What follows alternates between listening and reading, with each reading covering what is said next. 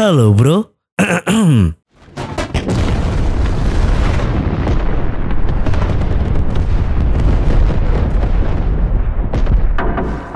Kembali lagi bersama saya Genu dan selamat datang di Jam Film.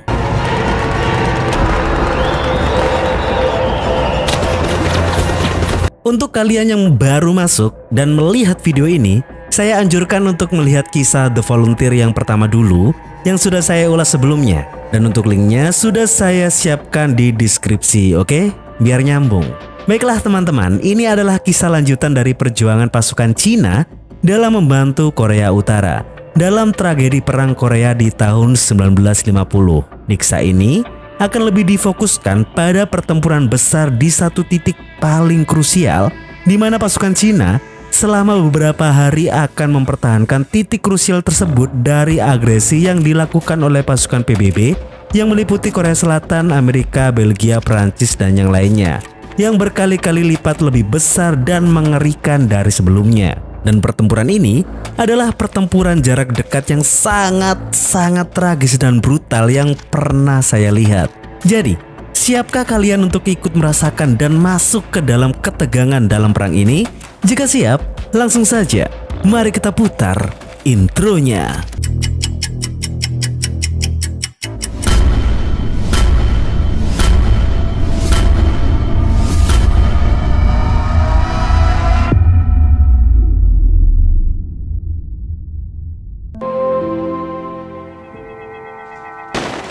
Baiklah, untuk pertama-tama kita akan dibawa mundur terlebih dahulu ke beberapa bulan lebih awal. Sebelum pecahnya Perang Korea, kita kembali diperlihatkan si gadis remaja Lee Sao. Sebelum dia bergabung ke dalam anggota delegasi Tiongkok, dia hanyalah gadis remaja manja biasa. Yang ternyata, dia itu adalah anak dari Lee Mo-yin. Dan di hari itu adalah hari di mana dia untuk yang pertama kalinya bertemu dengan kakaknya yaitu Lee Xiang. Pertanyaannya, kenapa mereka berdua bisa baru pertama kali dipertemukan padahal mereka berdua adalah saudara kandung? Nanti detailnya akan saya ceritakan. Tapi intinya, Lee Mo-yin bercerita kepada Lee Xiang bahwa dia baru menemukan Lee Xiao setelah RRC merdeka. Karena pada dasarnya, keluarga Lee adalah keluarga pejuang. Dan Lee memiliki sifat yang tegas terhadap anak-anaknya. Yang dimana kita diperlihatkan Lee Xiang langsung dihukum olehnya karena Lee Xiang mengaku tidur di sepanjang perjalanan pulang dari pelatihan militer dan membangkang dari perintah khusus dari sang ayah. Lalu, tidak lama kemudian, Lee Mo-yin mendapat panggilan mendadak untuk segera menuju ke kantor militer. Dan disinilah kita diperlihatkan bagian dari cuplikan pertama, di mana telah pecah Perang Korea antara Korea Utara dan Korea Selatan. Lalu kita diperlihatkan juga tentang Presiden Amerika yaitu Truman yang mendeklarasikan tentang keterlibatan Amerika untuk membantu Korea Selatan. Lalu di bagian inilah kita akhirnya diperlihatkan alasan kenapa Lee Mo-yin menghukum putranya adalah karena sebenarnya Lee Mo-yin meminta putranya untuk mempelajari tata letak negerinya di sepanjang perjalanan pulang dari Shaanxi ke Beijing. Tapi yang ada, Lee Xiang malah mengaku tidur. Namun di malam harinya setelah Lee Xiang menjalani hukumannya, dia menuju ke kantor militer ayahnya untuk mengantarkan bekal. Serta baru di sanalah dia mengaku bahwa sebenarnya dia telah menyelesaikan tugas yang diberikan oleh sang ayah, yaitu mempelajari tata letak negaranya. Tapi kenapa Lee Xiang tidak bilang dari awal dan lebih memilih untuk menerima hukuman dari sang ayah? Itu semua adalah bukti kebaktiannya kepada orang tua. Di sana, Lee Mo-yin bangga terhadap anaknya. Namun, mereka harus kembali bersedih karena dengan adanya sebuah perang yang pecah, bisa dipastikan mereka akan kembali berpisah untuk mengemban tugas masing-masing. Pak! Di keesokan harinya, kita diperlihatkan Lee Xiang sudah mau bersiap-siap untuk berangkat kembali ke batalionnya. Dan di sana terjadi adegan sentimental dengan adiknya, di mana Lee Xiao merasa bahagia. Akhirnya, dia bisa berkumpul dengan keluarga aslinya. Tapi kebahagiaannya itu kembali tertunda ketika tugas negara mengambil alih kebersamaan mereka. Dan sebelum Lee Xiang pergi, adiknya itu memberi sebuah botol minuman dengan bunga kecil yang terselip di sana.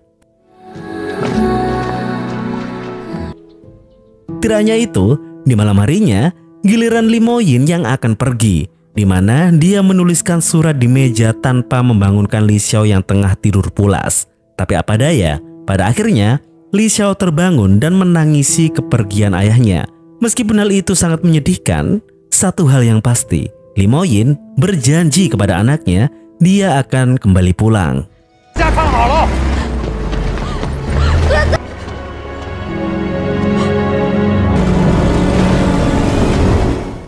Lalu disinilah kita kembali lagi diperlihatkan cuplikan dari bagian yang pertama, di mana pasukan besar Cina akhirnya menyeberangi jembatan Sungai Yalu, yaitu perbatasan antara Korea Utara dan Cina. Ini adalah adegan Li yang menyusul Jenderal Peng ke markas rahasia yang berjalan dengan penuh ketegangan. Ini adalah jenderal pasukan PBB yaitu MacArthur yang akhirnya membawa pasukan besarnya mendarat ke Korea. Ini waktu Wu Bengzheng selaku ilmuwan senjata Cina tengah mendebat kesenjangan senjata antara Cina dan Amerika. Ini adalah pertempuran pertama pasukan Cina dari divisi 188 melawan pasukan PBB di jalur Yansudong. Ini adalah sergapan malam dari pasukan Cina divisi 113.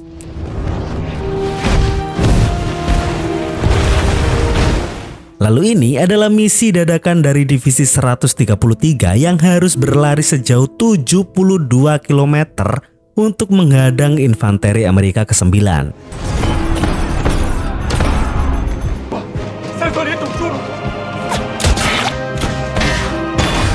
Ini ketika Cina akhirnya membentuk pasukan delegasi untuk bertarung di sidang PBB, di mana Li Xiao menjadi salah satu anggotanya.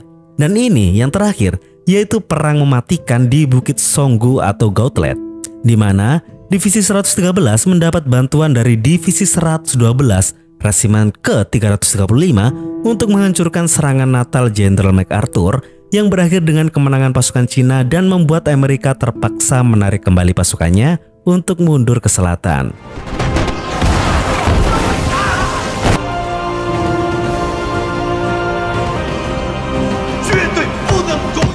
Baiklah teman-teman, agar tidak bingung, yang saya maksud pasukan divisi adalah pasukan besarnya. Jadi dalam pasukan divisi terbagi menjadi beberapa resimen, dan resimen terbagi menjadi beberapa batalion, dan batalion terbagi menjadi beberapa kompi. Oke, sampai sini paham ya? Pada tanggal 4 Januari 1951, pasukan Cina menduduki kota Seoul, Korea Selatan.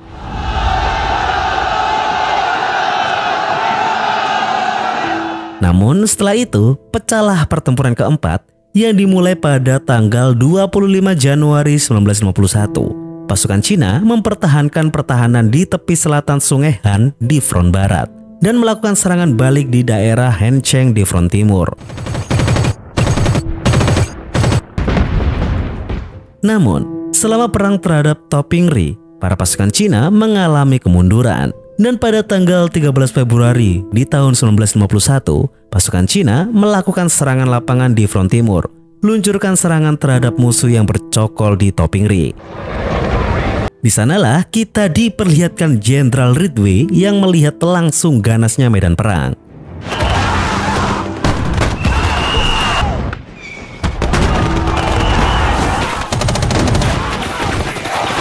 Lalu dia juga tengah menganalisa kemampuan logistik dan persenjataan musuhnya yang menurutnya jauh dari kata standar. Pasukan Cina pasti tidak akan bisa bertahan lama. Sedangkan di seberang sana, Jenderal Peng sangat terpukul atas laporannya mengatakan bahwa jumlah prajurit Cina yang berguguran semakin bertambah. Bahkan, dia mengeluarkan perintah pasukannya untuk mundur di Topingri. Namun wakilnya yaitu Jenderal Deng siap untuk memegang komando secara langsung di Topingri. Itu adalah bentuk tanggung jawabnya karena sudah terlalu banyak pasukan yang berguguran. Serta dia mendapatkan info tentang keberangkatan infanteri 3 Resimen 19 sebagai unit tambahan yang dimana mereka sudah menyeberangi Sungai Yalu. Dan inilah pasukan bantuan tersebut. Dan di sanalah kita diperlihatkan Li Xiang selaku instruktur batalion divisi 88 pasukan relawan ketiga dan juga Zheng selaku komandan batalion 1 dari divisi 1 hingga 8 pasukan relawan ke-63. Pada bulan April di tahun 1951, Ridgway menggantikan MacArthur dan menjadi panglima tertinggi dari pasukan PBB, di mana dia mengucapkan sumpahnya untuk menjalankan tugas perang dan meletakkan seluruh beban di pundaknya. Dan di sanalah Jenderal Ridgway mengatur ulang strategi pasukannya, di mana dia akan mengunci garis mundur pasukan Cina dan melakukan serangan secara frontal dari depan dan belakang. Dan dia yakin bahwa Cina tidak akan bisa menahan serangan yang dia rancang. Sedangkan di sisi Cina, Jenderal Peng dan para petingginya mensimulasikan strategi yang tengah dirancang oleh pasukan PBB, di mana jika pasukan PBB berhasil mendaratkan pasukan di belakang mereka, maka resiko terburuk adalah Cina akan mengalami kehancuran secara total. Sehingga untuk mengambil inisiatif dalam strategis, Cina harus menyerang untuk mendahului musuh dan siap untuk berhadapan dengan maut. Karenanya itulah momentum yang dimiliki oleh mereka daripada harus mundur kembali ke Sungai Yalu. Sehingga pada akhirnya, pada bulan April di tahun 1951, pasukan Cina bersiap untuk melancarkan pertempuran kelima mereka, mencegah upaya pasukan PBB untuk melakukan pendaratan sisi samping dan belakang untuk berkoordinasi dalam serangan frontal. Kita pun dibawa ke stasiun transfer logistik pasukan Cina di Korea Utara, dan di sana kita diperlihatkan kembali Yang Sandi yang kini menjadi dokumentator korban pertempuran pasukan relawan ke-63. Dan di sana juga kita diperlihatkan Li Shao yang tergabung di pasukan relawan ke-63 juga sebagai penerjemah bahasa Inggris. Sebagai anggota baru, dia cukup berani untuk mengomentari Zhao Anan yang selalu mengomelinya.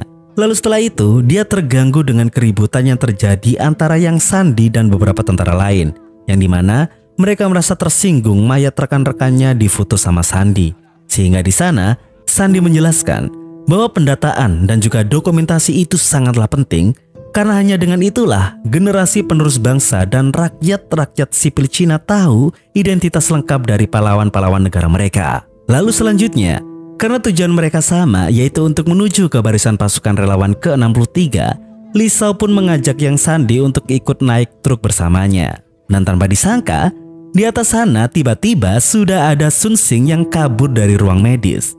Sun Xing adalah salah satu tentara yang selamat dari pertempuran kedua yang sangat mengerikan itu di Bukit Songgu atau Gotlet di kisah bagian yang pertama, yang dimana saking traumanya, dia mengalami PTSD yang sangat parah yang membuatnya linglung bak hilang ingatan.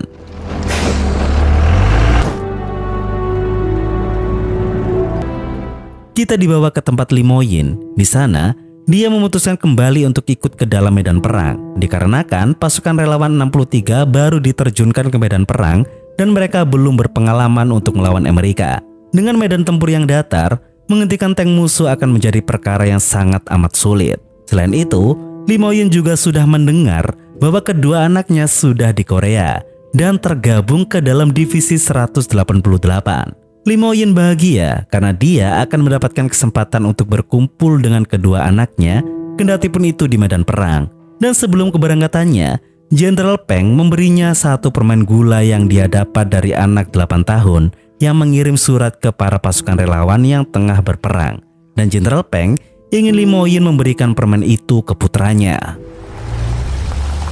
Lalu, kita dibawa ke kamp garnisun sementara divisi 188. Pasukan ke-63 relawan rakyat Cina. Di sana, momen Li Xiang bertemu dengan ayahnya, yang dimana dia sangat bahagia. Di sana, Li Moyin berpamitan kepada putranya untuk menuju ke selatan dan bergabung dengan divisi 189. Di sana, Li Moyin bangga melihat putranya mengomando batalionnya sendiri.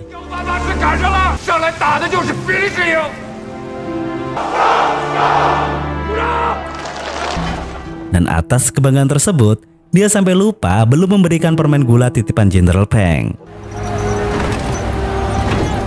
Kembali ke rombongan pengantar logistik, tiba-tiba ada sebuah serangan dari penembak jitu pasukan PBB. Dan tembakan pertama itu dengan sempurna mengenai truk di depan mereka yang mengangkut Wu Bengseng selaku pakar industri militer bersama dengan 3 pengawalnya, di mana 2 dari 3 pengawalnya itu sudah tertembak dengan telak. Namun siapa sangka, Sun Xing yang selama perjalanan seperti orang linglung itu tiba-tiba kembali aktif, merebut senjata milik Zhao Anan dan segera melawan para penembak jitu itu.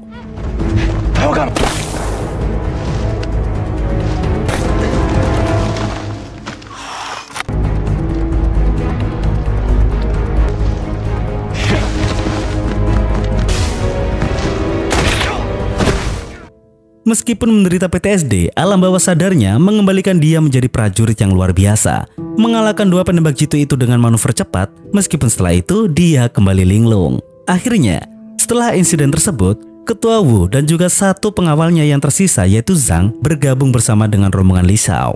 Dan mereka pun melanjutkan perjalanan, dan di sana mereka saling berkenalan satu sama lain. Kecuali Sun Xing yang masih diam 1000 bahasa. Hingga tibalah mereka di sebuah jalur bukit. Ya, bukit tersebut adalah Bukit Gauntlet, Bukit Songgu, bukit yang mencatatkan sebuah sejarah besar, di mana pertarungan mematikan pernah terjadi. Dan kembali lagi, di bawah alam sadarnya, Sun Xing berdiri, kembali melihat kejadian mengerikan yang pernah ia alami bersama dengan resimennya. Di saat yang sama, di pusat komando, Jenderal Peng memberikan perintah untuk di mana seluruh pasukannya untuk menyerang ke selatan, khususnya pasukan 63. Mereka harus menembus pertahanan musuh di Rim Jinggang. Sedangkan di udara, tidak ada yang tahu bahwa Jenderal Rickway telah melakukan pengamatan. Dengan mengetahui bahwa pasukan besar Cina tengah melakukan gerakan untuk menyerang ke selatan, dia memberi perintah untuk pasukan besarnya untuk mundur dan membiarkan pasukan Cina itu untuk mengejar. Jangan sampai berhadapan dan jangan balas tembakan. Dan di saat yang bersamaan, dia memerintahkan untuk mengebom jalur pasokan Cina. Dan saat ada kesempatan, mereka bisa kembali dan meluncurkan serangan kejutan pada lokasi utama di Cheorwan. Pada tanggal 22 April 1951, pertempuran kelima untuk menerobos Sungai Imjin pun dimulai. Dan kita dibawa ke markas sementara divisi 188 pasukan relawan ke-63, di mana mereka mendapatkan telepon dari komando pusat divisi mereka. Dan di sana, Komandan Kesatuan Divisi 188 yaitu Fung Chongbi memerintahkan pasukan 63 untuk segera menaklukkan markas musuh di Sungai Imjin yang dijaga penuh oleh pasukan PBB dari Belgia dan Prancis. Dan dalam gerakan penerobosan tersebut dipimpin oleh Li Xiang. Dan disinilah kita akan diperlihatkan aksi dari Resimen 63.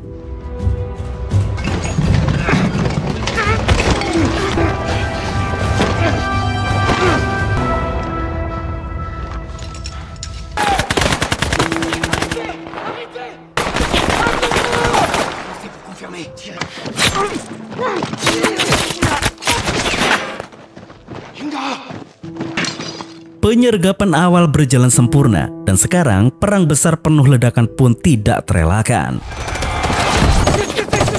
Dan rombongan Li Xiao pun tiba di tengah perang yang berkecamuk, di mana mereka diserbu oleh deru tembak yang brutal hingga terhantam oleh mortir.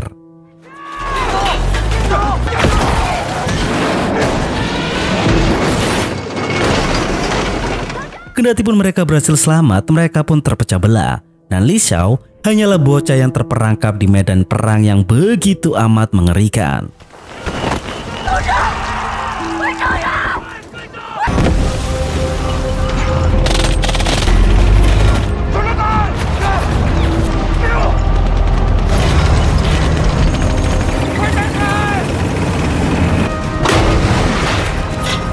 Pak Zhao beraksi dengan tembakan-tembakan citunya.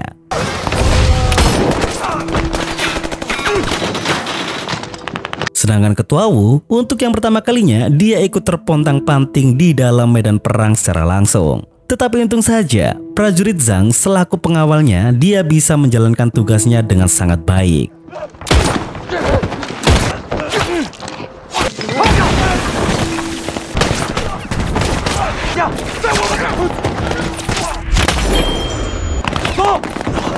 Di sisi Sun Xing, tidak perlu dipertanyakan karena sejatinya dia adalah prajurit yang handal. Namun, di sini kita baru diperlihatkan kemajuan dari Yang Sandi. Dia berhasil bertumbuh menjadi prajurit yang tak kenal takut.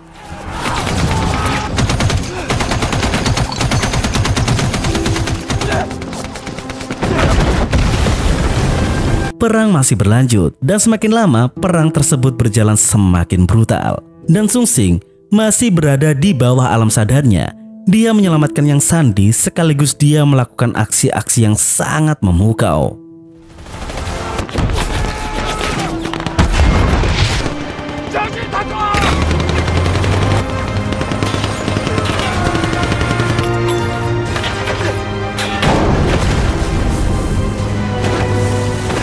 Bahkan tidak cukup hanya itu, dengan itu pula dia menyelamatkan Li Xiao yang tengah tertangkap oleh pasukan PBB.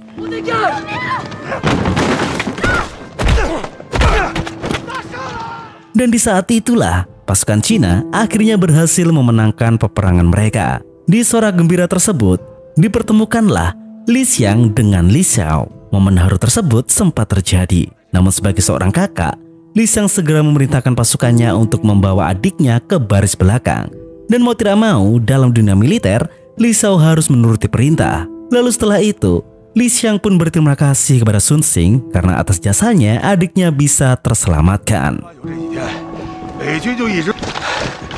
Lalu di hari berikutnya, di suatu malam, kelompok Limo Yin yaitu divisi 189 yang tengah beroperasi mendapati rombongan besar pasukan PBB lapis baja yang awalnya mundur ke selatan, serempak mereka berbalik arah ke utara. Sehingga atas gerakan tersebut, mereka pun segera melapor ke komando pusat, di mana Jenderal Peng langsung mendapatkan informasi tersebut. Dan atas informasi itu, dia sadar pasukan PBB akan melakukan serangan balik dan berniat untuk merebut Cheorwan. Sehingga dia pun memerintahkan divisi 187 dan 188 untuk menuju ke area Yongchun dan selatan Cheorwan untuk membangun benteng pertahanan. Dan mereka harus mempertahankan kota Cheorwan. Dan tidak hanya itu, dia akan memanggil seluruh unit penyerangnya yang ada di titik selatan, yaitu divisi 189 untuk berbalik arah menuju ke utara, di mana pasukan Cina akan mundur sejenak dan bertempur di saat yang bersamaan.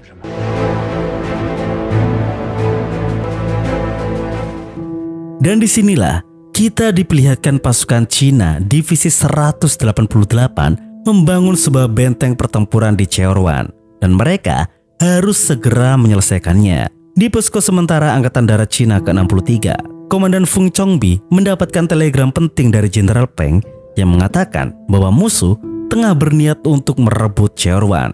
Sehingga divisi 189 diperintahkan untuk menahan musuh selama 3 hari di depan titik selatan dari benteng Cheorwan itu sendiri, agar divisi 187 dan 188 mendapatkan waktu untuk bisa menyelesaikan persiapan benteng pertahanan mereka di Cheorwan. Dan yang perlu ditekankan adalah pasukan PBB akan menyerang dengan lebih dari 50.000 prajurit. Dan itu adalah jumlah 2 kali lipatnya dari pasukan Cina yang akan mempertahankan benteng, yang hanya berjumlah 25.000 prajurit saja. Dan jika Cina gagal untuk mempertahankan Cheorwan, Jenderal Peng ingin kepalanya dipenggal atas dasar tanggung jawabnya sebagai jenderal utama. Sungguh luar biasa. Jenderal Peng tidak hanya modal memerintah saja, tetapi dia akan bertanggung jawab kalau prajuritnya berguguran dan kalah dalam perang. Dan untuk mempertahankan Cheorwan adalah masalah hidup dan mati bagi pasukan Cina. Dan hanya satu yang pasukan Cina pahami, yaitu berjuang hingga mati. Lalu kita dibawa ke divisi 189 di mana Limo Yin berada. Di sana, dia tengah menganalisa cara-cara untuk menahan pasukan PBB selama 3 hari. Dengan mempertahankan area seluas itu, dia akan membagi seluruh pasukan menjadi banyak grup, kendati pun trik itu kurang umum. Dan segeralah pembagian kelompok itu pun dilakukan.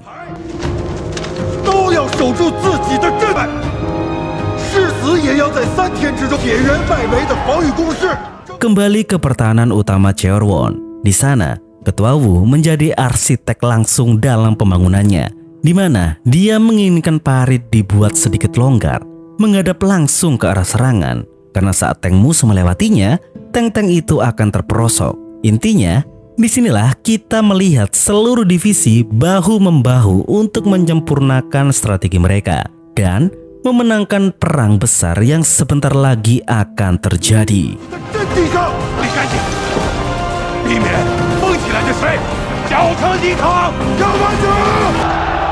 Pada bulan Mei 1951, pasukan Cina meningkatkan serangan pertahanan mereka di Cheorwan. Dan pada saat yang sama, lebih dari 14.000 pasukan divisi 189 dibagi menjadi ratusan kelompok tempur, di mana mereka telah tersebar di area seluas 20 km di depan dan di kedalaman 20 km dari selatan Cheorwan. Dan kita diperlihatkan militer Amerika Serikat beralih dari pertahanan ke mode menyerang, menggunakan gugus tugas cepat untuk melakukan penetrasi jauh ke dalam pasukan Cina. Sehingga karena itulah Divisi 189 memulai blokade mereka selama 3 hari. Dan mari kita saksikan baku tembak mengerikan ini, teman-teman.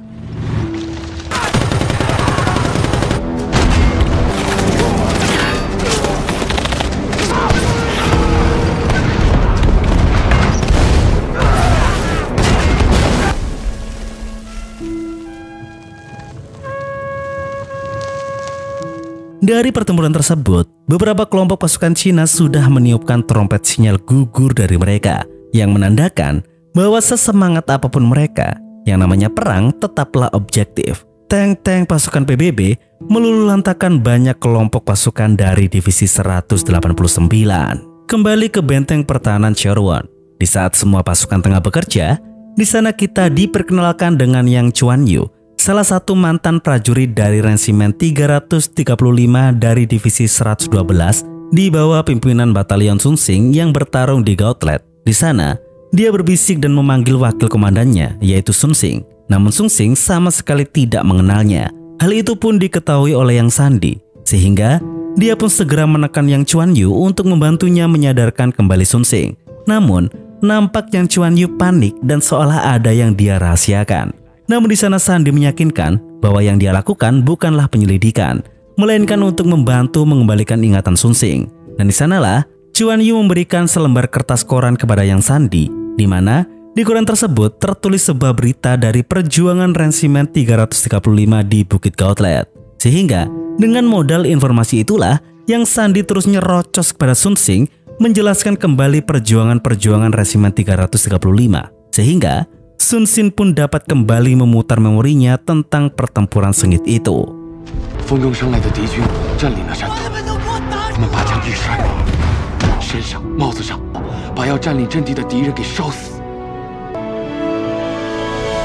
Para rekan-rekannya yang berguguran sedikit demi sedikit bisa dia ingat, menyebutnya satu persatu nama mereka, dan setiap bayangan-bayangan perjuangan tersebut terajut kembali di ingatannya yang seolah menamparnya untuk bangun. Karena perang masih belum berakhir.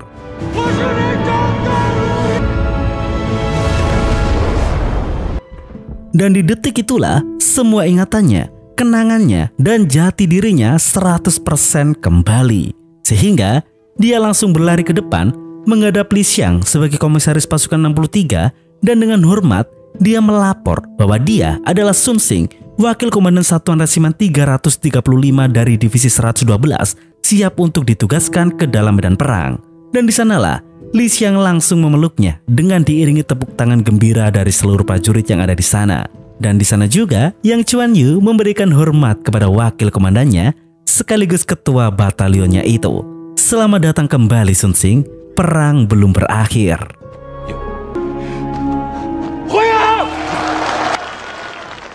Lalu sebelum pertarungan datang, di momen santai itu Li Xiang mendapatkan info dari komandannya kalau ada agenda untuk mengirim satu peleton senjata untuk Divisi 189. Mendengar hal tersebut, Li Xiang pun dengan senang mengambil alih pimpinan untuk mengirim peleton tersebut agar dia bisa bertemu dengan ayahnya. Sedangkan Li Xiao sedang dalam tugas untuk membacakan naskah pesan yang diperuntukkan ke pasukan Amerika. Di mana pesan itu terdengar jelas di toa-toa yang ada di sekitar medan perang, yang membuat para pasukan Amerika mendengar dengan jelas pesan-pesan tersebut. Yang intinya, pesan itu menegaskan bahwa pasukan Cina tidak akan mundur sedikit pun. Dan jika pasukan Amerika masih nekat untuk terus maju hingga ke Cherwon, maka mereka akan mendapatkan perlawanan yang jauh lebih besar dari pasukan Cina. Namun percuma, pasukan Amerika tetap saja maju dan tak menghiraukan pesan tersebut. Kembali ke sisi Li Xiang, akhirnya dia pun bertemu dengan ayahnya.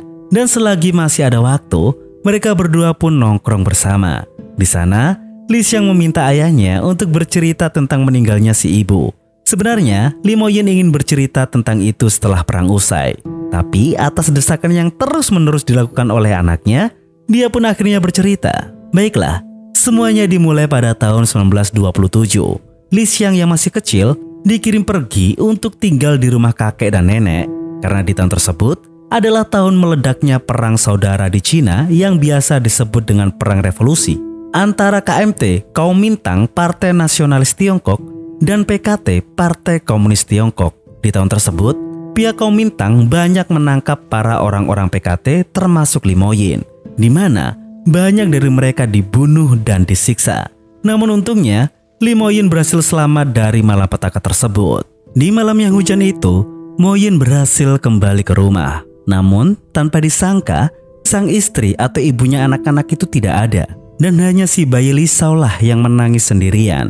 Yang pada akhirnya, dia mengetahui bahwa si ibu juga tertangkap oleh pasukan KMT. Dan sebenarnya, mereka berada di tempat penyiksaan yang sama. Tapi sayang hal itu tidak diketahui oleh Lee Mo-yin. Si ibu disiksa hingga tewas. Lee Xiang menangis mendengar cerita menyakitkan itu. Tapi mau bagaimana lagi?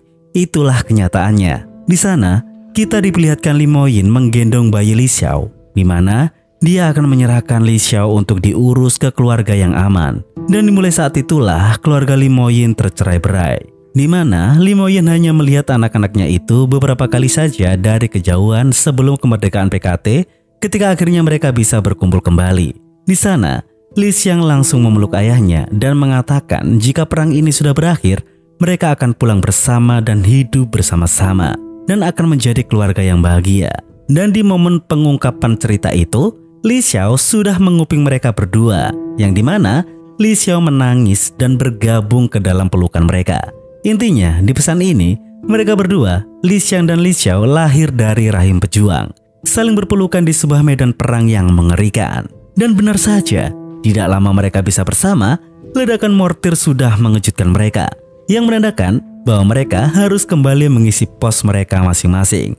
Dan di momen itulah, Lee Mo-yin ingat untuk memberikan permen gula dari Jenderal Peng itu kepada anaknya sebelum anaknya itu kembali ke pertahanan Cheorwan.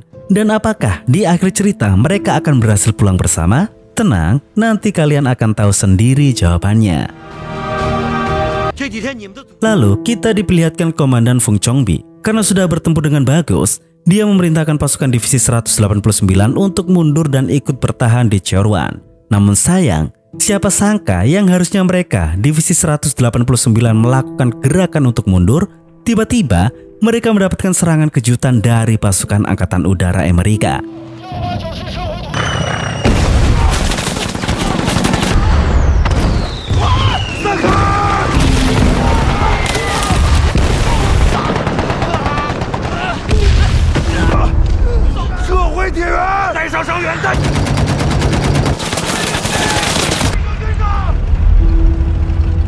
Komandan Fung mendengarkan jeritan pasukannya di divisi 189 yang memperingatkan bahwa pertahanan Cheorwan harus segera diselesaikan dan divisi 189 akan bertahan hingga akhir. Di sini kita juga diperlihatkan Lee Xiang dan juga Lee Xiao mendengarkan suara-suara perjuangan ayahnya dan seluruh divisi 189 dari walkie-talkie yang tersambung.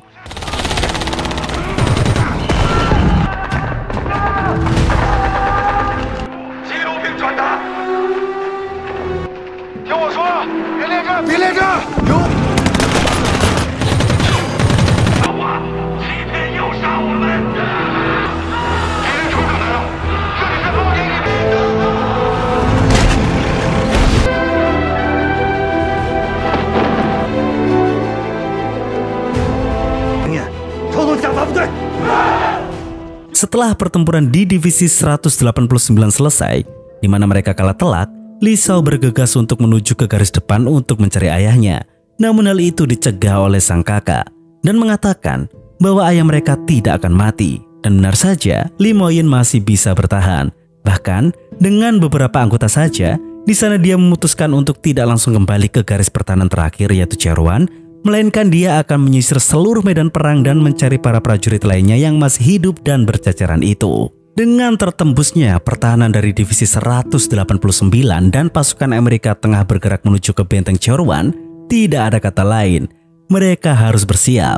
Lalu, sebelum itu, Lee Xiang mengajak Yang Sandi untuk menghadiri rapat divisi yang dipimpin oleh Ketua Wu.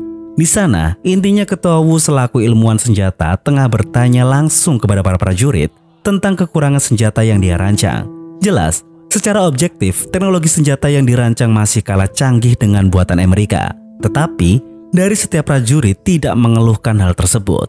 Bahkan, jikalau senjata mereka masih memiliki kendala dalam membantu keakuratan, para pasukan Cina selama ini lebih memilih untuk membidik lebih dekat, meskipun resikonya mereka harus gugur. Sehingga kejadian sentimental pun terjadi, di mana Wu membagikan buah ceri ke setiap prajurit. Dan tak lama kemudian, pasukan PBB pun telah datang. Dan itu artinya, genderang perang sudah ditabuh kencang.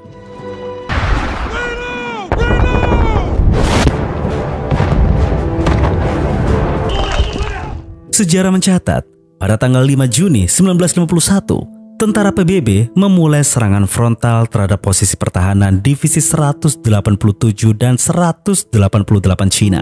Kebrutalan yang diberikan pasukan PBB tidak tanggung-tanggung, dan mereka pun mengirim beberapa unit lapis baja untuk mengintai pengukur daya tembak artileri mereka. Sedangkan di sisi Cina, Wu Benzeng mencoba melihat langsung kengerian dari medan perang, dan itu sungguh sangat merepotkan Zhang selaku pengawalnya.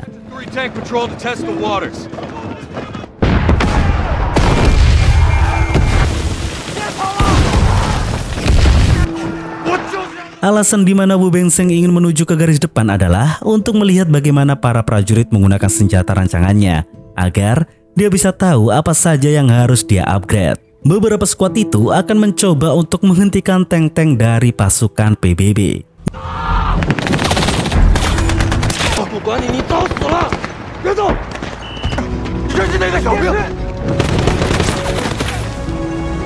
Di sana, Wu melihat prajurit yang pincang, prajurit yang sempat mengkritisi keakuratan granatnya tadi.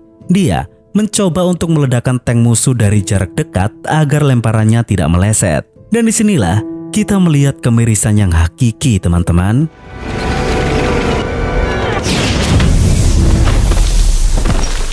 Lalu, di sana kita diperlihatkan beberapa skuad yang dipimpin oleh Li Xiang bertarung sekuat tenaga untuk bisa menghancurkan tank-tank Amerika, di mana mereka akan memancing tank-tank itu masuk ke dalam jebakan parit.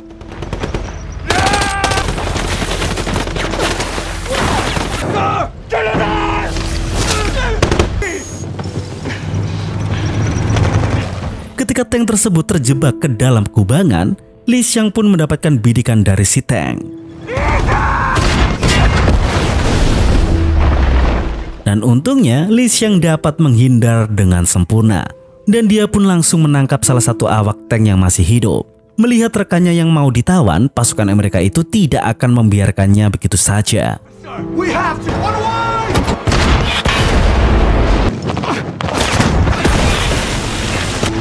Jelas hal itu berhasil digagalkan, dan kini tank terakhir itulah yang akan menjadi target utama dari para skuad itu.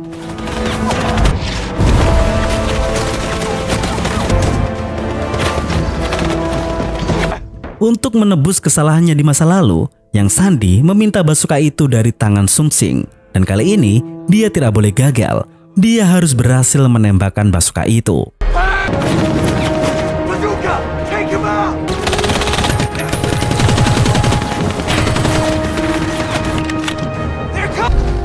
Sun Xing bergerak mendekati tank agar terhindar dari jarak bidik. Dan tugas Yang Sandi adalah meluncurkan basuka yang ada di tangannya. Karena Yang Sandi tidak ingin meleset, dia pun bergerak sangat dekat sehingga Sun Xing langsung menggapainya.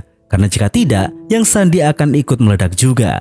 Dan si tank pengintai itu pun kembali ke belakang karena tugasnya hanya mengukur jarak tembak artileri. Pasukan PBB pun akhirnya mengetahui jarak tembak artileri mereka. Ditambah, mereka juga menurunkan pasukan infanteri dengan jumlah besar untuk menuju medan perang sebagai unit pembersih yang diberi nama pasukan Warhammer. Dan disinilah kita diperlihatkan pasukan Cina benar-benar diberondong tembakan-tembakan artileri Amerika, dan bencana sesungguhnya pun sudah dimulai.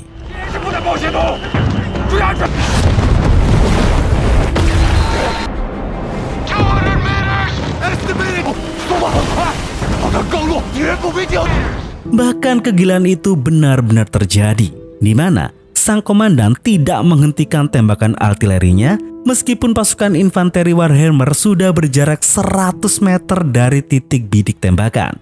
Mengerikan. Para infanterinya sendiri pun terbunuh karena sudah masuk ke dalam titik bidik. Dan tepat di jarak 50 meter dari titik fatal, dia baru menghentikan tembakannya. Dan setelah itu, inilah pertarungan jarak dekat paling mengerikan yang pernah saya lihat, teman-teman.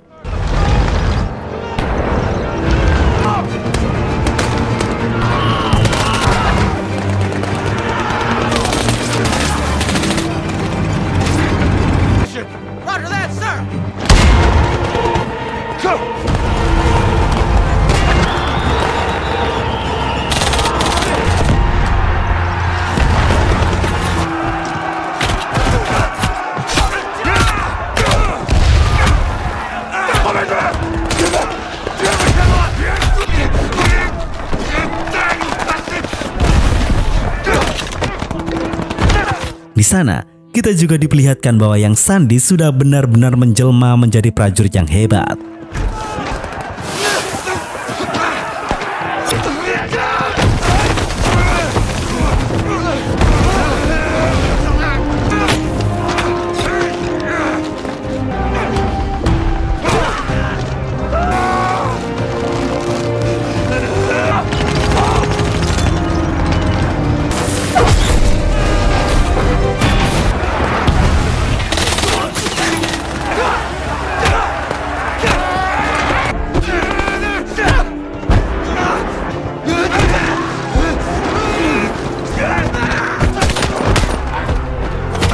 Namun, aksi-aksi heroik itu tidak selamanya indah.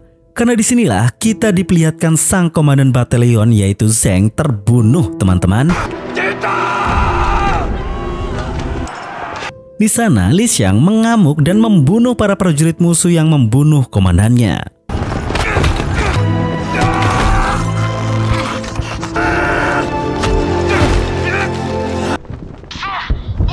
Sang komandan mendapatkan laporan bahwa Warhammer menghadapi tembakan musuh yang kuat, di mana mereka menderita banyak korban. Sehingga sang komandan pun memutuskan untuk menarik kembali pasukan Warhammer-nya.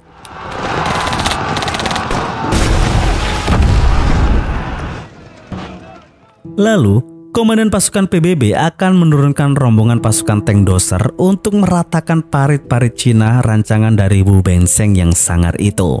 Wu Benzheng yang melihat itu menginginkan para komandan untuk melancarkan serangan meriam untuk menghancurkan tank-tank Doser tersebut. Tapi pada kenyataannya, pasukan divisi 187 dan 188 tidak memiliki meriam. Tidak ada pilihan lain, dikarenakan pasukan PBB tidak akan berhenti sampai mereka bisa merebut Chaoruan. Para batalion itu akan mundur ke garis pertahanan kedua. Sebagian besar pun segera mundur, dan hanya tersisa beberapa pasukan yang dipimpin oleh Li Xiang, di mana mereka sudah menyiapkan jebakan untuk meledakkan tank-tank musuh.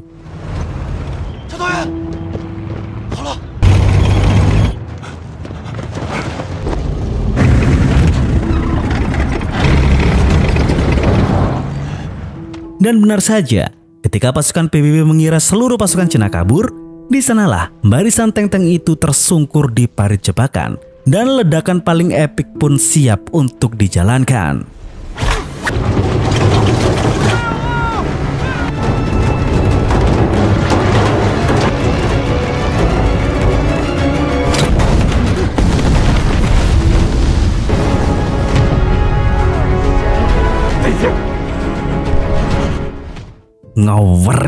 Ngawari sumpah ngawari. Di malam harinya, para pasukan belum berhenti. Mereka pun menyadari bahwa bala bantuan Amerika sudah datang, di mana musuh akan terus maju. Dan saat fajar datang, benteng pertahanan Chaoruan akan lenyap.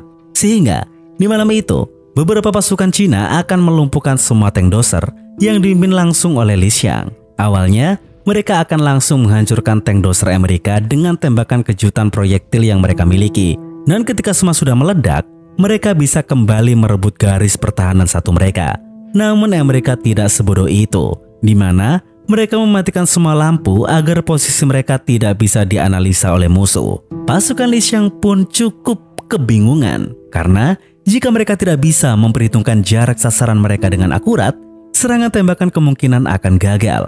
Sehingga di sana Sun Xing berkeputusan untuk maju ke arah musuh dan menyalakan suar di sana.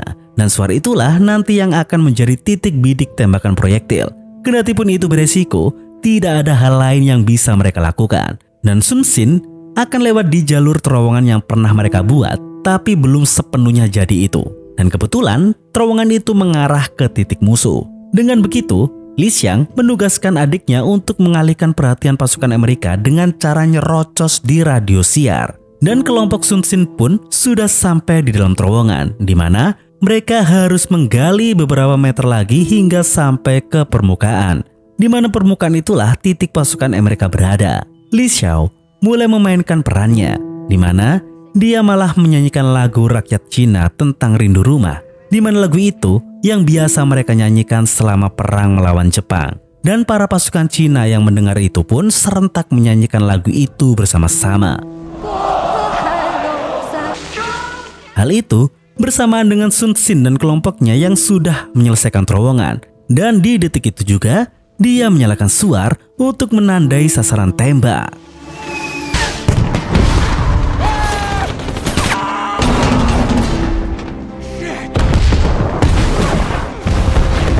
Setelah ledakan itu terjadi, pasukan penyergap pun langsung menuju ke titik tempur.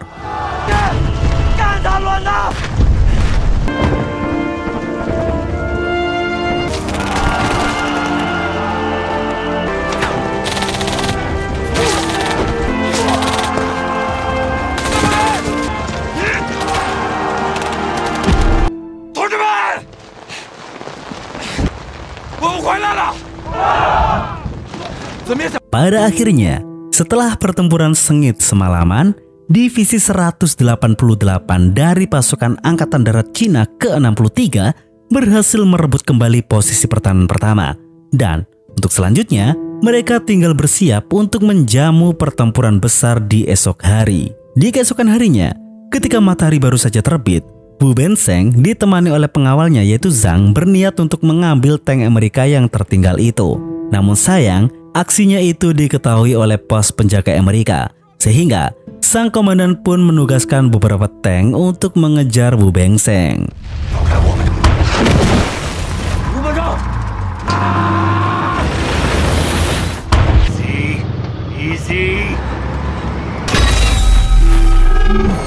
Tembakan pertama itu mengguncang Wu hingga kacamatanya jatuh, sehingga Zhang bertugas untuk menunjukkan arah kepada Wu selaku kendali kemudi.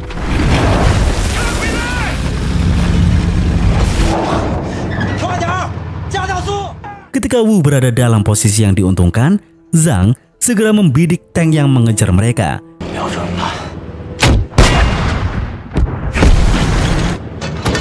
Dan adu tembak tank pun terjadi.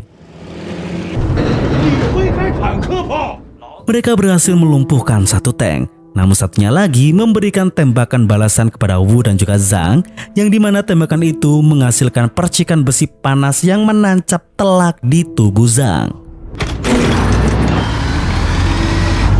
Get me an angle! Fire! Di sisa akhirnya, Zhang masih berusaha mengendalikan tuas bidiknya dan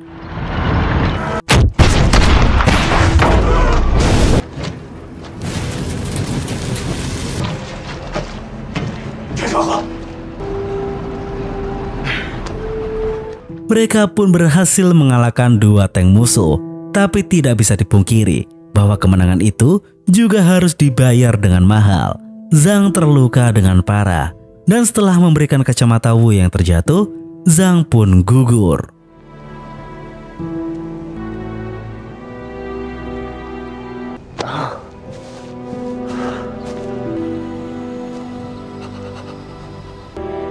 Dan di sisi lain, pasukan divisi 188 dan 187 berdiri tegak untuk menghadang musuh-musuh mereka.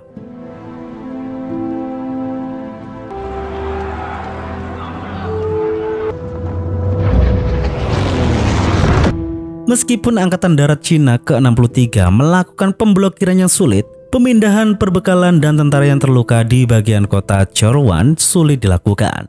Misi masih belum selesai. Pasukan PBB tetap berambisi untuk merebut Chorwan dan mengatur ulang pasukan mereka guna untuk melancarkan kembali serangan. Di sana, lalu kita diperlihatkan unit Limoyin yang melihat barisan pasukan bantuan Amerika yang ingin menuju ke Chorwan, sehingga dia pun bersama dengan sisa-sisa pasukannya segera menaiki bukit sekaligus mencari cara untuk membantu divisi 188 dan 187. Dan di atas bukit sana, mereka tengah meneropong sebuah bendungan besar yang dijaga oleh pasukan Amerika, di mana bendungan itu adalah bendungan Joseon yang menghambat jalur air yang seharusnya mengalir ke dataran luas yang tengah menjelma menjadi benteng Chorwan dari pasukan Cina itu. Tanpa disadari oleh kelompok Limoyin yang lost kontak dengan komando pusat, Komandan Fung ternyata berniat juga untuk membuka bendungan Joseon dan mengirim beberapa kompi untuk menuju ke sana. Sang komandan pun langsung mengabari divisi 188 untuk menjalankan rencana itu.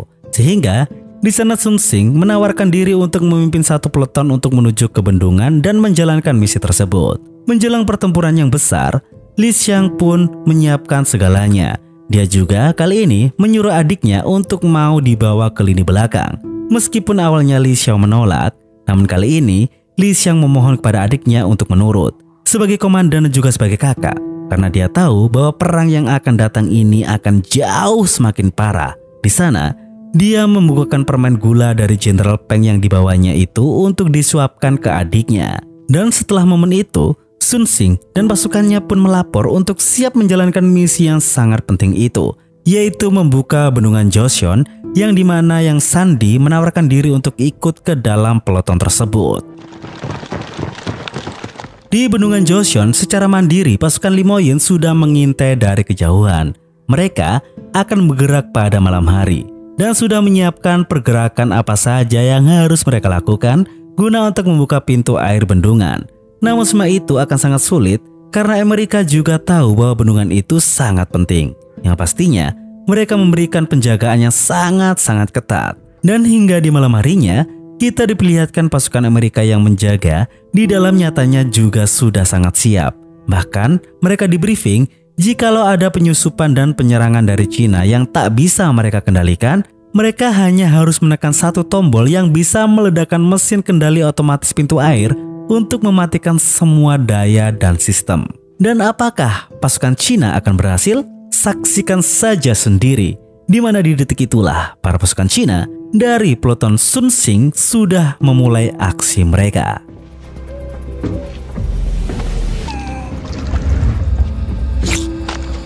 Limoyin yang bersama dengan para kelompoknya yang melihat aksi dari peloton Sun Xing tiba-tiba sudah ada di bendungan. Tanpa pikir panjang, dia dan kelompoknya pun segera menyusul mereka.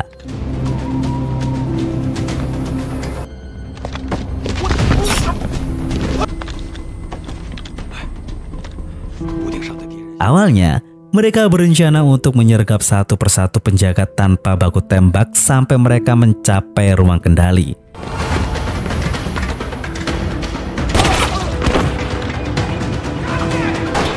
Tapi rencana itu kurang berjalan mulus, sehingga baku tembak pun pecah di detik itu juga. Atas rencana mereka yang gagal dijalankan, pihak Amerika pun pada akhirnya berhasil meledakkan mesin kendali tersebut.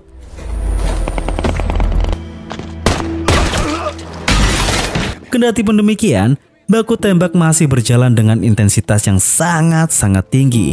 Bahkan, Limoyin tertembak di malam itu.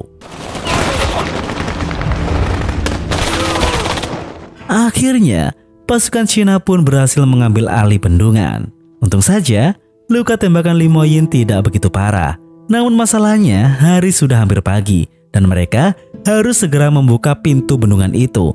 Dan karena sistem rusak, pilihan terakhir mereka adalah harus membuka pintu bendungan dengan tuas manual. Tapi sebelum itu, tiba-tiba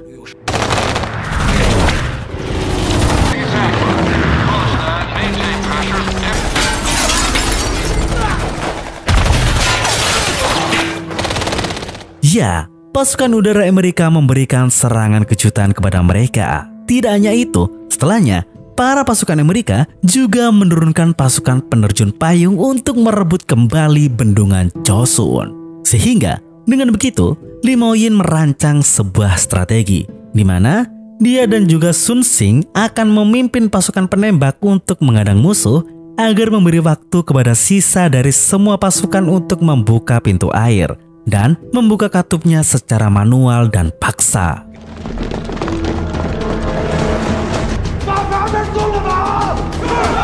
Sedangkan di sisi benteng Chorwan, mereka semua berbaris untuk bersiap untuk perang habis-habisan. Li Xiang tengah berbicara santai dan sentimental untuk meningkatkan moral para pasukannya.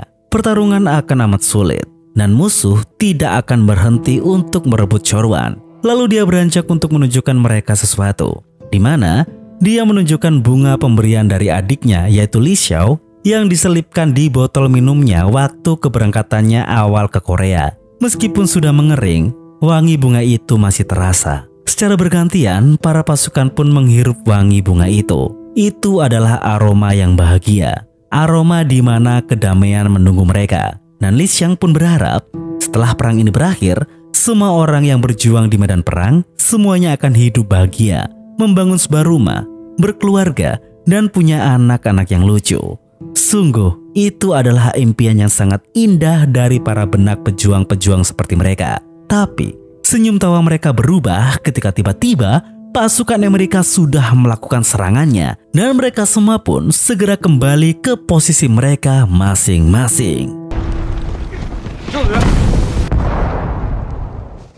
Kembali ke area bendungan Joseon. Di dalam hutan, pasukan Lee Mo-yin dan juga Sun Xing menghadang para pasukan penerjun payung yang sedang mendekat.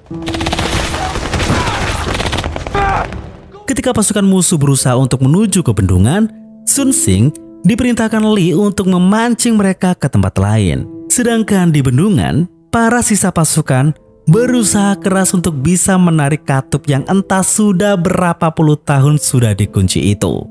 Semua sisi sedang berjuang dan pertarungan di benteng Chorwan berlangsung begitu amat mengerikan. Dan di sana, Li Xiang pun mendapatkan laporan bahwa semua komandan kompi telah tewas. Para pasukan yang berjuang membuka katup bendungan, mereka tidak menyadari malapetaka ternyata tengah mengintai mereka.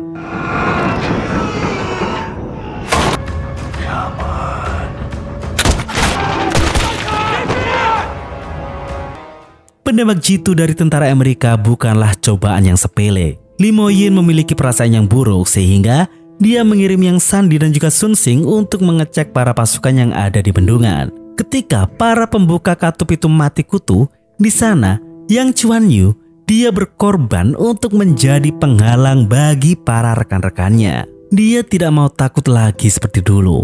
Mungkin inilah bentuk penebusannya untuk perang di Gauntlet yang lalu. Dan itulah alasan kenapa dia malu dan takut ketika Sun Xing datang ke divisi 188. Inilah menurut dia dosa yang ia sembunyikan. Seorang tentara harusnya berkorban demi kemenangan.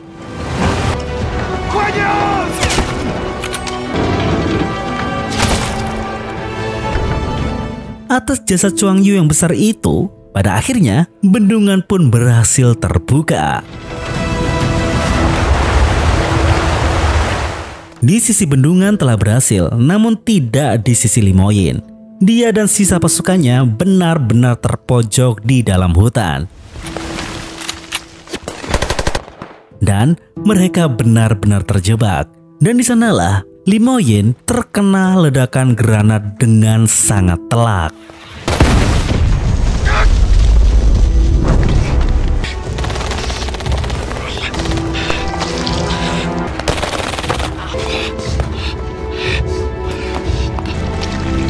Lee Mo-yin kakinya hancur berantakan. Tidak ada yang bisa dia lakukan selain tetap bertahan. Kembali ke benteng Chorwan, pertempuran berjalan semakin sengit. Li Xiang dan para pasukannya harus dihadapkan dengan tank-tank Amerika yang menembaki mereka tanpa ampun.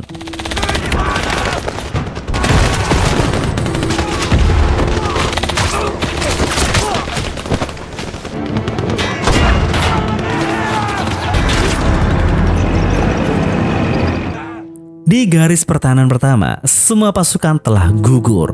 Hanya tinggal Li Xiang dan beberapa orang saja. Sedangkan di bendungan, Chuan Yu sudah benar-benar sekarat. Di akhir nafasnya, dia melapor kepada komandannya yaitu Sun Xing bahwa dia telah berhasil melakukan misinya. Dan Chuan Yu berkata dengan lirih bahwa dia sudah tidak takut lagi. Dan Chuan Yu pun gugur.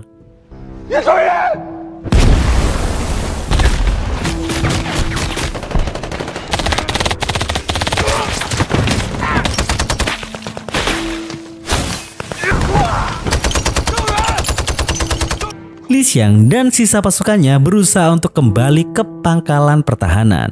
Nampak di sana ada sesuatu yang ingin dia rencanakan. Dia dan dua pasukannya tengah mengumpulkan seluruh peledak yang masih mereka punya. Dan setelah itu, Li Xiang berdiri di atas benteng dan mengibarkan bendera negaranya, memberitahu kepada musuh bahwa Cina belum kalah.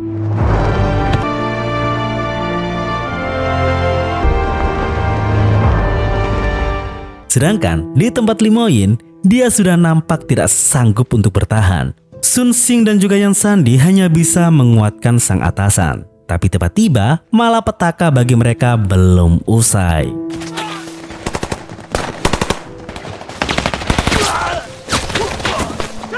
Sun Xing dan yang lainnya pun benar-benar terpojok. Dan bisa dikatakan Sun Xing benar-benar kalah di pertempurannya kali ini.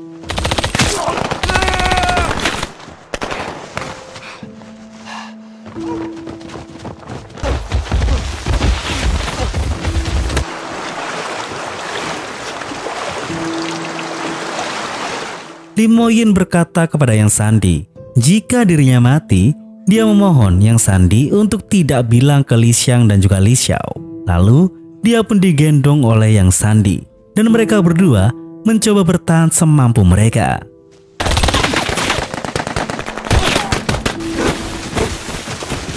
Namun hingga pada akhirnya mereka kalah. Satu granat menghempaskan mereka berdua. Yang Sandi terluka parah dan Li Moyin terhempas ke dalam jurang. Kembali kepada Li Xiang, dia sengaja memancing para musuh untuk lebih masuk hingga ke markas pertahanan.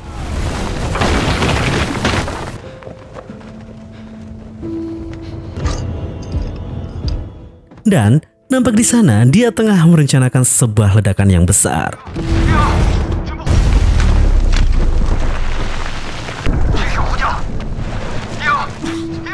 Serangan bertubi-tubi telah dia terima seorang diri. Dia pun menyeret tubuhnya untuk menggapai kotak telepon komando pusat.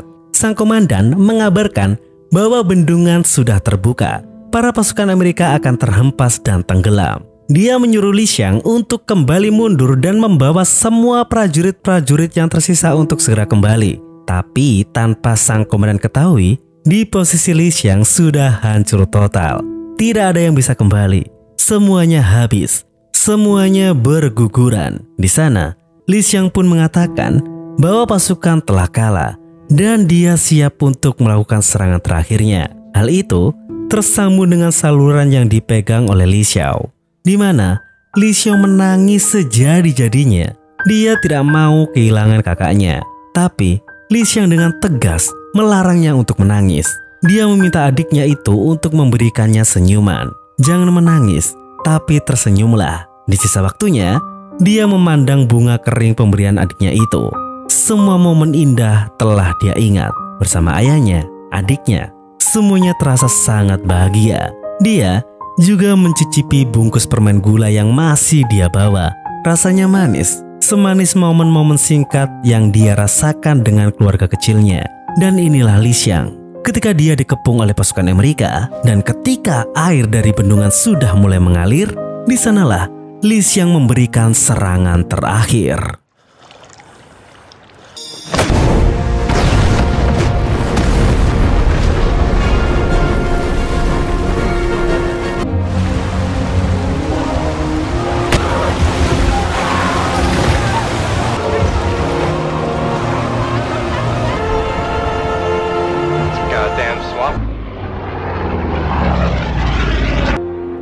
Di akhir, kita diperlihatkan semua artileri berat dan amunisi yang dikerahkan oleh Angkatan Darat ke-63 Cina mengatasi berbagai kesulitan, akhirnya tiba di garis depan. Serangan terakhir akan dimulai. Sang Komandan Fung Chongbi dengan hormat melapor bahwa divisi 187 dan 188 telah dengan gigih menghentikan serangan gencar dari Amerika, yang pada akhirnya menghancurkan rencana musuh untuk mengejar mereka balik ke Sungai Yalu. Dan semua itu bagaikan para pahlawan Zhang Fei yang membuat ketakutan pasukan Cao Cao di masa perang tiga kerajaan Cina. Para pasukan yang berjuang adalah pejuang-pejuang negara. Dan setiap benih dan juga insan yang berdiri di tanah Cina, semuanya memberi penghormatan tertinggi untuk mereka. Dan inilah serangan mengerikan dari negara besar Cina, di mana peluru-peluru artileri meluncur dengan indah menghancurkan markas komando Amerika hingga tak tersisa.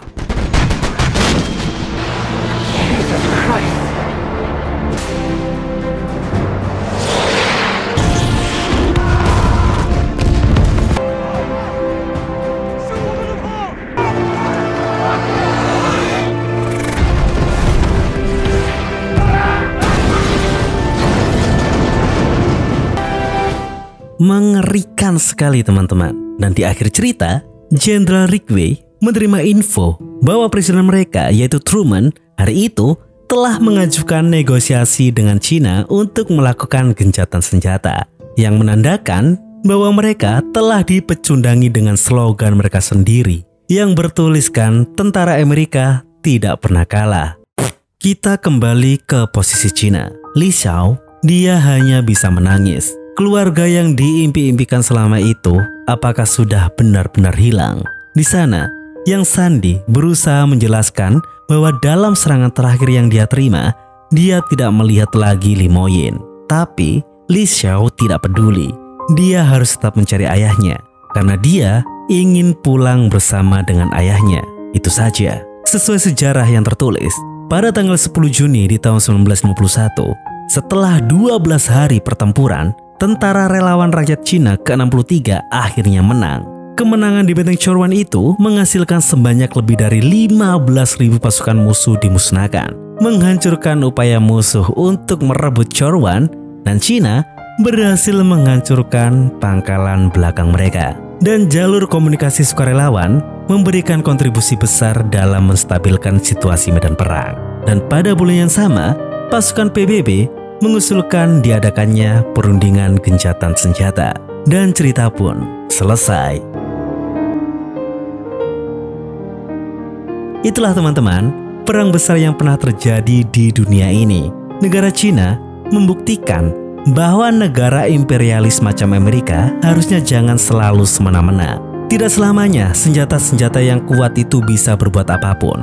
Mereka lupa tentang adanya para pejuang bangsa yang setia, para pejuang bangsa yang mencintai tanah airnya. Karena sebuah bangsa yang besar tidak akan mudah untuk ditaklukkan. Ngeri! Jadi selama info yang saya dapat, kisah ini akan menjadi trilogi, yang artinya akan ada seri ketiganya atau yang terakhir, yang baru rilis di tahun depan. Jadi kita nantikan saja bersama-sama, oke? Thank you yang masih mendengarkan. Gila panjang banget cerita ini. Jadi cukup sekian dari saya Genu, mewakili Jam Film pamit undur diri, dan sampai jumpa di video selanjutnya.